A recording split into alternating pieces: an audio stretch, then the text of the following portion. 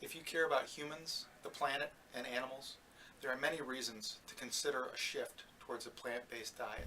One reason is that we are essentially exporting obesity to poor countries. Our diet, heavy in animal products, is being peddled by corporations to people in poor countries who view our diet and way of life as something to emulate. The result? Obesity rates are surging.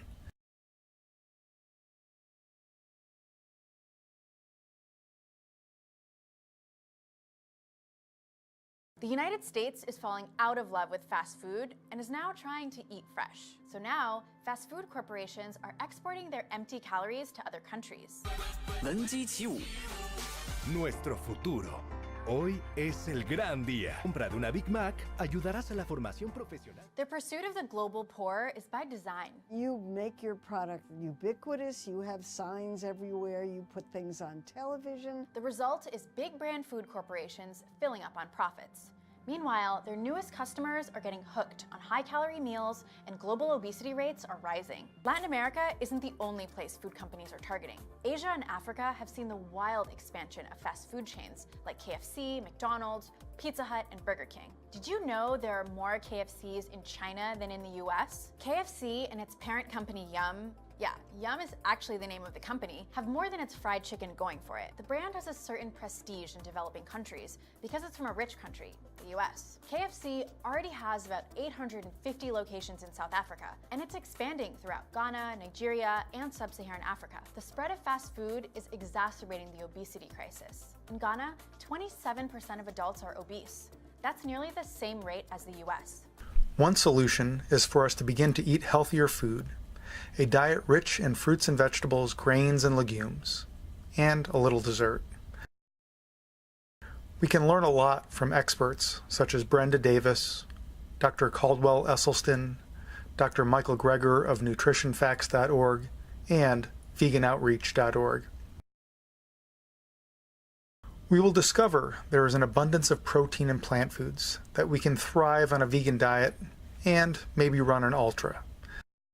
That powerful men and women don't need to eat muscles to have a lot of muscles. Yes, it will. Being a little heavy, he's going to do this. The kick or the bicycle jerk.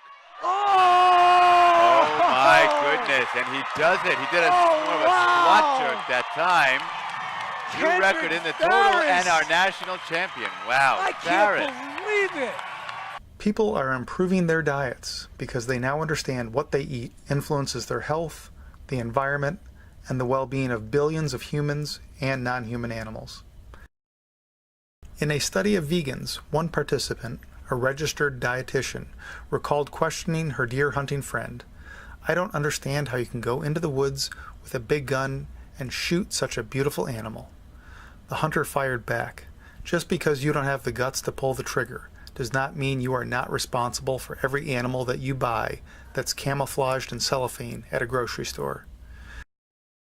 While some might want to believe in happy cows, there is no humane way to kill an animal who wants to live.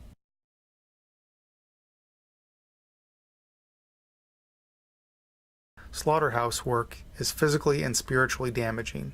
That violence doesn't just remain in the slaughterhouse, it seeps into the homes and the community. Eating a vegan diet lowers one's carbon footprint. Climate change has its most devastating effects on poor people in developing countries who don't have the resources to adjust to the effects of climate change. Worldwide, more than 56 billion animals are slaughtered each year. An average of 650 animals are killed every second of the day. At 8 times the size of the human population, livestock casts a very long shadow indeed. The livestock sector may now be the single greatest source of freshwater use and pollution, the leading cause of rainforest deforestation, and the driving force behind spiraling species extinction. We can export obesity, diabetes, and a food production system that increases human and non-human animal suffering. Or, as Gandhi said, we can be the change we want to see in the world.